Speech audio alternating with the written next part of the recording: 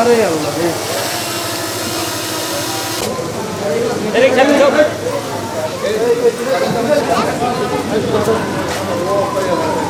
ঝিনাইদহে ৩ দিন ব্যাপী কৃষি প্রযুক্তি মেলার উদ্বোধন।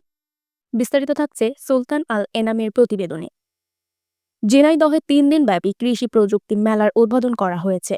সোমবার সকালে উপজেলা পরিষদ চত্বরে ফিতা কেটে ও বেলুন উড়িয়ে মেলার উদ্বোধন করেন জেলা প্রশাসক আব্দুল্লাহ আল মাসুদ। এ সময় পুলিশ সুপার মাহফুজ আফজাল, জেলা কৃষি সম্প্রসারণ অধিদপ্তরের উপপরিচালক কামরুজ্জামান, সদর উপজেলা কৃষি কর্মকর্তা নূরে নবী সহ সংশ্লিষ্ট দপ্তরের কর্মকর্তারা উপস্থিত ছিলেন।